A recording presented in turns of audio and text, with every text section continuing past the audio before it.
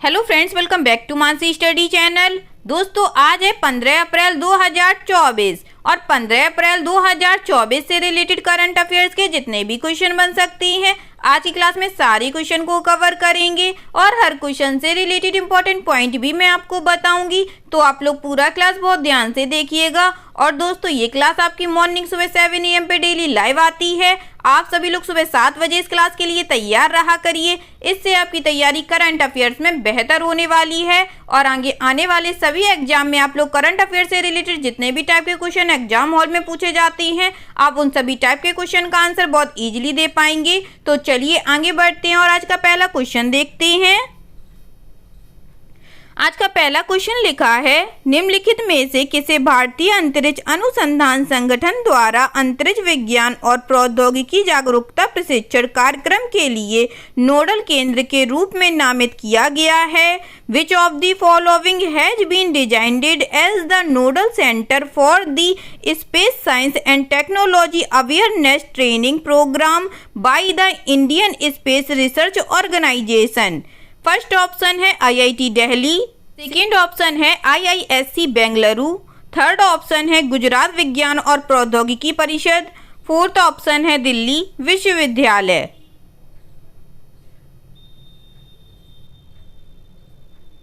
जल्दी से बताइएगा दोस्तों, इस क्वेश्चन का राइट आंसर क्या हो जाएगा?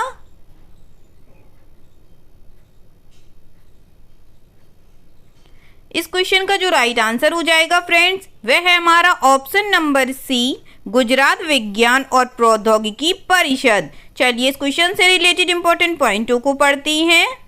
भारतीय अंतरिक्ष अनुसंधान संगठन द्वारा गुजरात विज्ञान और प्रौद्योगिकी परिषद को अंतरिक्ष विज्ञान और प्रौद्योगिकी जागरूकता प्रशिक्षण कार्यक्रम के लिए नोडल केंद्र के रूप में नामित किया गया है। स्टार्ट कार्यक्रम इसरो के दिमाग की उपज एक प्रारंभिक स्तर का ऑनलाइन प्रशिक्षण मंच प्रदान करता है।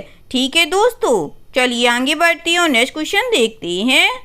नेक्स्ट क्वेश्चन लिखा है फ्रेंड्स, किस कंपनी ने महत्वपूर्ण खनिजों के लिए तकनीकी और ज्ञान सहयोग के लिए वैज्ञानिक और औद्योगिक अनुसंधान परिषद खनिज और सामग्री प्रौद्योगिकी संस्थान के साथ एक समझौते ज्ञापन पर हस्ताक्षर किए हैं? Which company has signed an MOU with Council of Scientific and Industrial Research Institute of Minerals and Materials Technology for Technical and Knowledge Cooperation for Critical Minerals? First option है रिन्यू पावर, सेकेंड ऑप्शन है Adani enterprise, third option है खनिज विदेश India limited, fourth option है NTPC limited.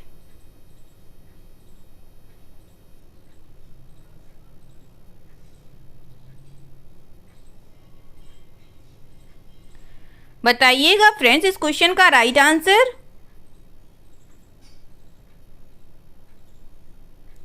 इस question का जो right answer हो जाएगा दोस्तों, वह है हमारा ऑप्शन नंबर सी, खनिज विदेश इंडिया लिमिटेड। चलिए इससे रिलेटेड इंपॉर्टेंट पॉइंटों को पढ़ते हैं।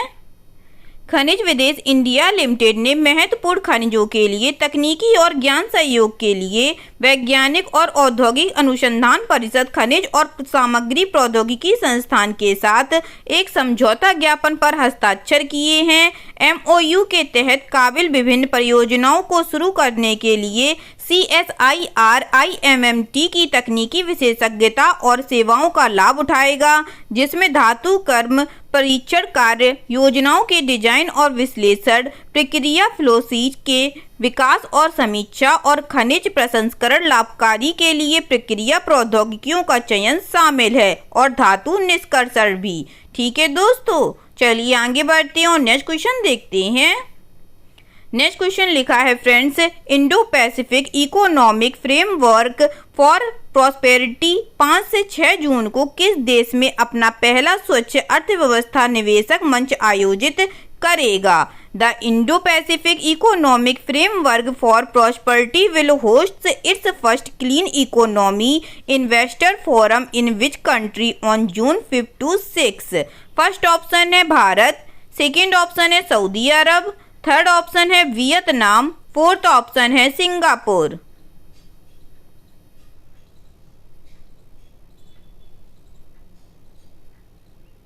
जल्दी से बताइएगा दोस्तों, Indo Pacific economic framework for prosperity 5 से 6 जून को किस देश में अपना पहला स्वच्छ अर्थव्यवस्था निवेशक मंच आयोजित करेगा? इस क्वेश्चन का जो राइट आंसर हो जाएगा दोस्तों, वह है हमारा ऑप्शन नंबर डी, सिंगापुर। चलिए इस क्वेश्चन से रिलेटेड इंपॉर्टेंट पॉइंटों को पढ़ते हैं। Indo Pacific economic framework for prosperity 5 से 6 जून को सिंगापुर में अपने पहले स्वच्छ अर्थव्यवस्था निवेशक मंच की मेजबानी करेगा। IPEF क्षेत्र के देशों को लचीले, टिकाऊ और समावेशी आर्थिक विकास को आगे बढ़ाने में सहयोग करने के लिए एक मंच प्रदान करता है। इसके अलावा इसका उद्देश्य क्षेत्र में सहयोग, स्थिरता और समृद्धि में योगदान देना है। मई 2022 में लॉन्च किए गए Indo Pacific economic framework for prosperity में 14 भागीदार शामिल हैं।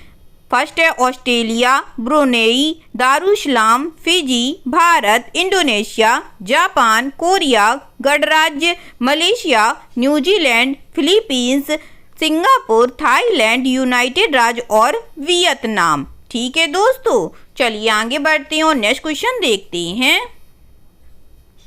नेक्स्ट क्वेश्चन लिखा है दोस्तों, किस कंपनी ने अप्रैल 2024 में गर्ल्स एम्पावरमेंट मिशन का नया संस्करण लॉन्च किया है? Which company has launched the new version और of girls empowerment mission in April 2024? First option है Reliance industries limited, second option है अडानी एंटरप्राइजेज, थर्ड ऑप्शन है REC लिमिटेड, फोर्थ ऑप्शन है NTPC लिमिटेड।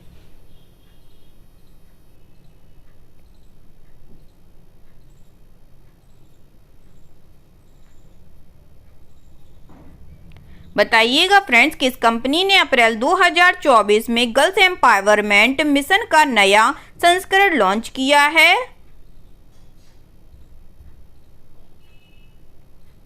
इस क्वेश्चन का जो राइट आंसर हो जाएगा दोस्तों, वह है हमारा option number D, NTPC limited ने। चलिए इससे रिलेटेड इंपॉर्टेंट पॉइंटों को पढ़ते हैं। NTPC लिमिटेड ने अपनी प्रमुख कॉर्पोरेट सामाजिक जिम्मेदारी पहल बालिका सशक्तिकरण मिशन का एक नया संस्करण लॉन्च किया है। यह कार्यक्रम भारत सरकार द्वारा शुरू किए गए बेटी बचाओ बेटी पढ़ाओ अभियान के अनुरूप है। GEM का लक्ष्य लड़कियों की कल्पनाओं को पोषित करना है और अवसरों का पता लगाने की उनकी क्षमता को बढ़ावा देकर लैंगिक असमानता को खत्म करना भी है। ठीक है दोस्तों, चलिए आगे बढ़ते हैं और नेक्स्ट क्वेश्चन देखते हैं। नेक्स्ट क्वेश्चन लिखा है फ्रेंड्स, कार निर्माता सिट्रोएन घरेलू स्तर पर निर्मित इलेक्ट्रिक वाहनों को अंतर्राष्ट्रीय बाजार में निर्यात करने वाली भारत की पहली बहुराष्ट्रीय कार निर्माता बन गई। सिट्रोएन किस देश की कंपनी है? Car maker Citroen become the first multinational car manufacturer in India to export domestically made electric vehicles to the international market. Citroen in the company of which country? First option है France, second option है रूस, third option है UK, fourth option है USA।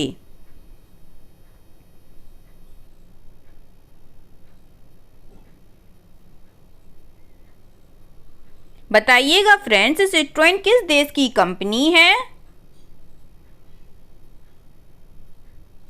इस question का जो right answer हो जाएगा फ्रेंड्स, वह है हमारा ऑप्शन नंबर ए, फ्रांस की। ठीक है दोस्तों, चलिए इससे रिलेटेड इंपॉर्टेंट पॉइंटों को पढ़ते हैं।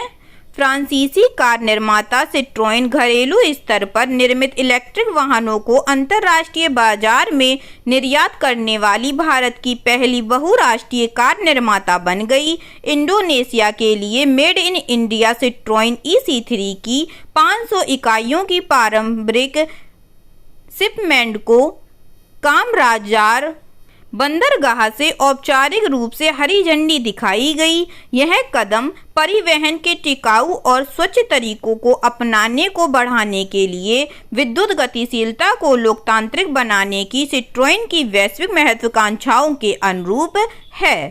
ठीक है दोस्तों, चलिए आगे बढ़ते हैं और नेक्स्ट क्वेश्चन देखते हैं। लार्सन एंड टुर्बो लिमिटेड ने अप्रैल 2024 में L&T infrastructure development projects limited में अपनी पूरी इक्विटी हिस्सेदारी किस कंपनी को बेचने का काम पूरा कर लिया है?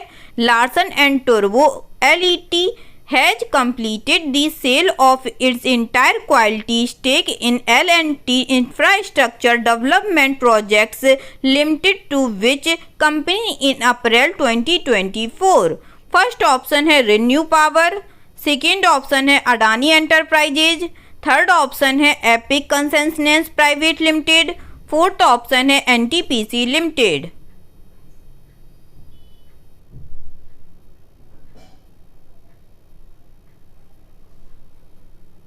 जल्दी से बताइएगा दोस्तों, इस क्वेश्चन का राइट आंसर क्या हो जाएगा? इस क्वेश्चन का जो राइट आंसर हो जाएगा फ्रेंड्स, वह है हमारा option number C, epic concessions private limited. चलिए इससे रिलेटेड इंपॉर्टेंट पॉइंटों को पढ़ते हैं। लार्सन एंड टुर्बो लिमिटेड ने L&T infrastructure development projects limited में अपनी पूरी इक्विटी हिस्सेदारी एपिक कंसेशंस प्राइवेट लिमिटेड को बेचने का काम पूरा कर लिया है। यह L&T और Canada pension plan investment board के बीच एक संयुक्त उद्यम है, जिसके पास क्रमशः 51% और 49% शेयर हैं। ठीक है दोस्तों, चलिए आगे बढ़ते हैं और नेक्स्ट क्वेश्चन देखते हैं।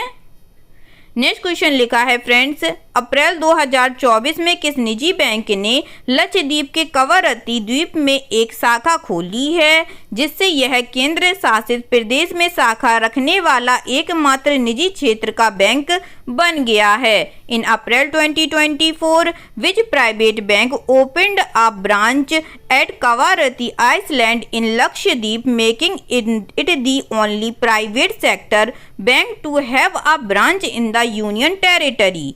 फर्स्ट ऑप्शन है South Indian bank, second option है एक्सिस बैंक, थर्ड ऑप्शन है यस बैंक, फोर्थ ऑप्शन है HDFC बैंक।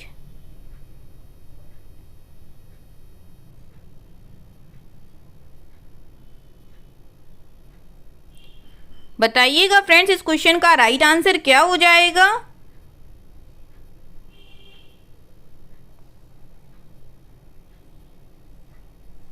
इस क्वेश्चन का जो राइट आंसर हो जाएगा फ्रेंड्स, वह है हमारा option number D, HDFC bank ने। चलिए इससे रिलेटेड इंपॉर्टेंट पॉइंटों को पढ़ते हैं। निजी ऋणदाता HDFC बैंक ने लक्षद्वीप के कवरत्ती द्वीप में एक शाखा खोली है, जिससे यह केंद्र शासित प्रदेश में शाखा रखने वाला एकमात्र निजी क्षेत्र का बैंक बन गया है। इस शाखा का उद्देश्य व्यक्तिगत बैंकिंग और डिजिटल बैंकिंग पर ध्यान केंद्रित करते हुए सेवाओं की एक विस्तृत श्रृंखला की पेशकश करके केंद्र शासित प्रदेश में बैंकिंग बुनियादी ढांचे को उन्नत करना है, जिसमें खुदरा विक्रेताओं के लिए QR आधारित लेन सहित अनुकूलित डिजिटल समाधान भी शामिल हैं। ठीक है दोस्तों, चलिए आगे बढ़ते हैं और नेक्स्ट क्वेश्चन देखते हैं।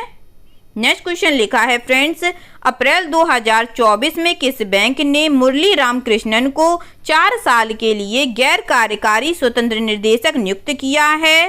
विच bank has appointed Murali Ramakrishnan as non-executive independent director for 4 years in April 2024? First option है South Indian bank, second option है RBL बैंक, थर्ड ऑप्शन है यस बैंक, फोर्थ ऑप्शन है HDFC बैंक।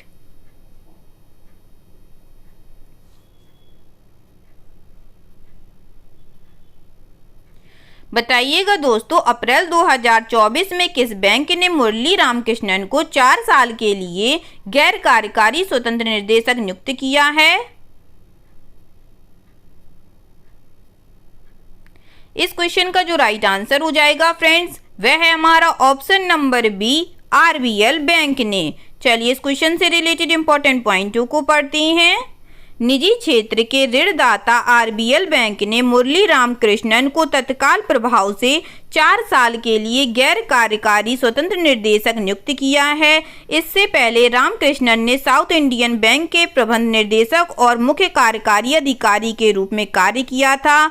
उनके पास banking और वित्तीय सेवा उद्योग क्षेत्र में 37 वर्षों का अनुभव है। वह 1 जुलाई 2020 को एक सलाहकार के रूप में साउथ इंडियन बैंक में शामिल हुए और 1 अक्टूबर 2020 को सितंबर 2023 तक बैंक के प्रबंध निदेशक और CEO के रूप में नियुक्त किए गए। ठीक है दोस्तों, चलिए आगे बढ़ते हैं और नेक्स्ट क्वेश्चन देखते हैं। नेक्स्ट क्वेश्चन लिखा है फ्रेंड्स, वैश्विक स्वास्थ्य अनुसंधान में उनकी उपलब्धियों के लिए 2024 John Dirks Canada governor global health award से किसे सम्मानित किया गया है? Who has been awarded the 2024 John Dirks Canada governor global health award for her achievements in global health research? First option है doctor RG Patel, second option है doctor S Ishwara Reddy, third option है doctor Ashwini Kumar Dwivedi, fourth option है doctor Gagandeep Kang.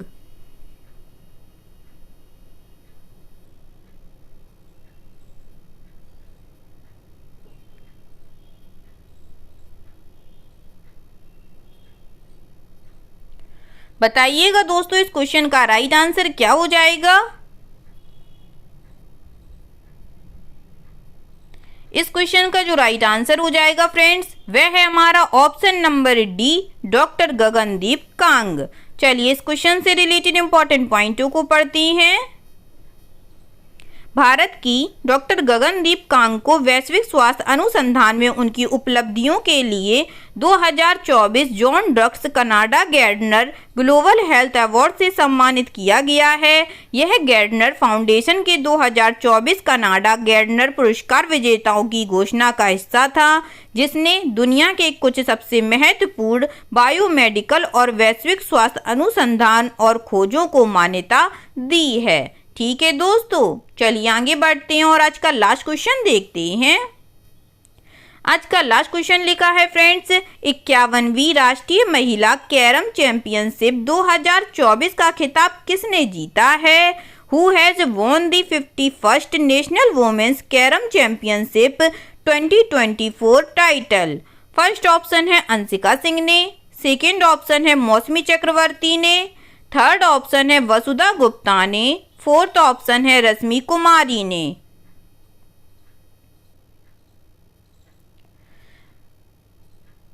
बताइएगा दोस्तों 51वीं राष्ट्रीय महिला carrom championship 2024 का खिताब किसने जीता है? इस क्वेश्चन का जो राइट आंसर हो जाएगा दोस्तों, वह है हमारा ऑप्शन नंबर डी, रश्मि कुमारी ने जीता है। चलिए इस क्वेश्चन से रिलेटेड इंपॉर्टेंट पॉइंटों को पढ़ते हैं। मध्य प्रदेश कैरम एसोसिएशन द्वारा आयोजित 51वीं राष्ट्रीय कैरम चैंपियनशिप के महिला फाइनल में 3 बार की विश्व चैंपियन रश्मि कुमारी ने के नागा जोशी को 25-8, 14-20, 25-20 से हराया। तेल और प्राकृतिक गैस निगम में मुख्य प्रबंधक के पद पर कार्यरत रश्मि के लिए यह रिकॉर्ड 12वां राष्ट्रीय महिला एकल खिताब था। पुरुषों का खिताब के श्रीनिवास ने जीता। उन्होंने फाइनल में एस आदित्य को 25-0, 19-6 से हराया। यह श्रीनिवास के लिए चौथा राष्ट्रीय पुरुष एकल खिताब था, जिन्होंने टूर्नामेंट में 7 व्हाइट स्लैम लगातार शानदार प्रदर्शन किया था। ठीक है दोस्तों, आई होप आज के सभी क्वेश्चन आप लोगों को बहुत अच्छे लगे होंगे फ्रेंड्स, और सभी क्वेश्चन से रिलेटेड इंपॉर्टेंट पॉइंट के नोट्स भी आप लोगों को बहुत अच्छे से समझ में आए होंगे। एग्जाम के नज़रिए से दोस्तों क्लास बहुत हेल्पफुल रही होगी। अगर क्लास अच्छी लगी हो और सारे इंपॉर्टेंट पॉइंटों को आप लोगों ने अच्छे से समझा हो तो प्लीज़ इस क्लास को लाइक कीजिएगा, शेयर कीजिएगा और आपके अपने चैनल मानसी स्टडी चैनल को सब्सक्राइब कीजिएगा। थैंक यू सो मच दोस्तों।